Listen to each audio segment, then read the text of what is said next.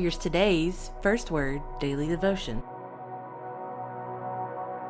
Let's turn right away to Numbers chapter 23 and continue our story of Balaam and Balak. Let's see what happened here. So we're faced with a choice. What is Balaam going to do? Is he going to obey Balak and curse Israel, or is he going to obey God? Let's just see.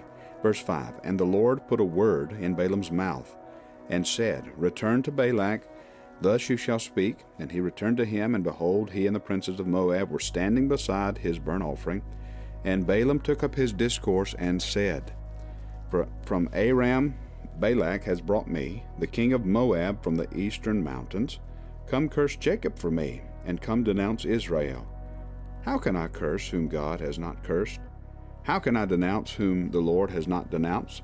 From the top of the crags I see him, from the hills I behold him. Behold, a people dwelling alone, and not counting itself among the nations. That's key. Who can count the dust of Jacob, or number the fourth part of Israel?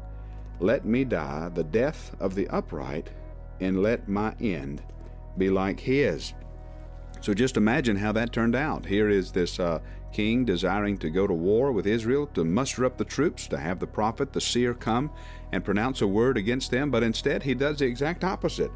Well, let's look at verse 11. And Balak said to Balaam, What have you done to me? I took you to curse my enemies, and behold, you've done nothing but bless them.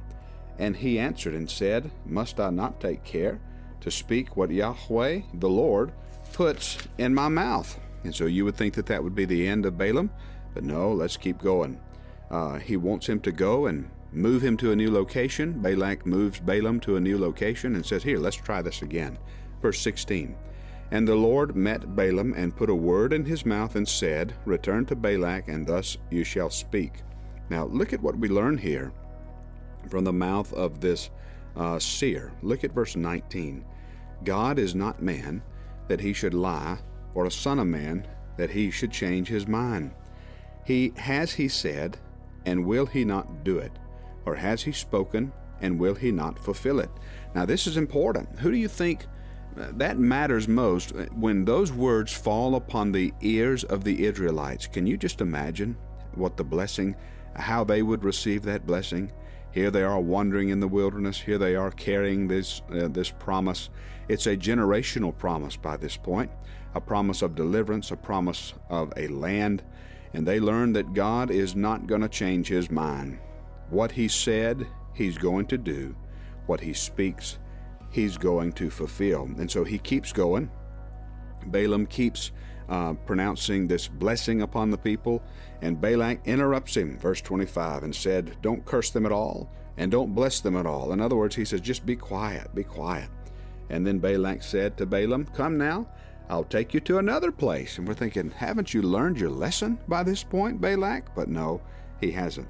Perhaps it will please God that you may curse them for me from there. And so guess what he did? He took up his discourse, and he said, the oracle of Balaam, son of Beor, son of the oracle of the man whose, look at this, whose eye is opened, the oracle of him who hears the words of the Lord, who hears the words of God, who sees the vision of the Almighty. And then look at this little jewel here in verse 7. His king shall be higher than Agag, and his kingdom shall be exalted. And then see if you pick up the language here in verse 9. Blessed are those who bless you, and cursed are those who curse you.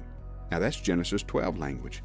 That's the language of God's blessing to Abraham. That's the language of the covenant that God made with Abraham. And then Balak's anger was kindled against Balaam.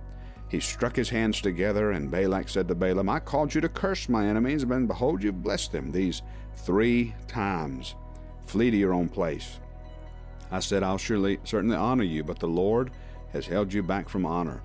And Balaam said to Balak, and notice, the Lord has held you from honor. That's the name Yahweh, the covenant name of God.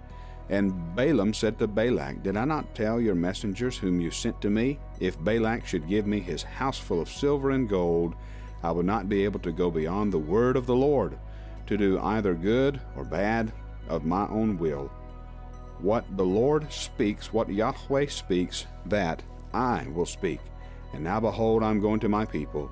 Come, I will let you know what this people will do to your people. Now, notice this, in the latter days.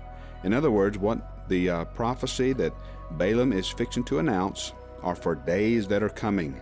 They are end times or last day prophecies. Let's read it together and then we'll close. The oracle of Balaam, son of Beor, look at verse 17. I see him, but not now. I behold him, but not near. A star shall come out of Jacob, and a scepter shall rise out of Israel. It shall, look at this language, crush the forehead, Genesis 3:15, of Moab, and break down all the sons of Sheth. Then Balaam rose, verse 25, and went back to his place, and Balaam also went his way.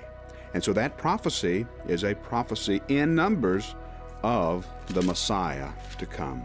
This incident is a reminder of what we have in Proverbs chapter 12 and verse 18. There is one whose rash words are like sword thrust, but the tongue of the wise brings healing.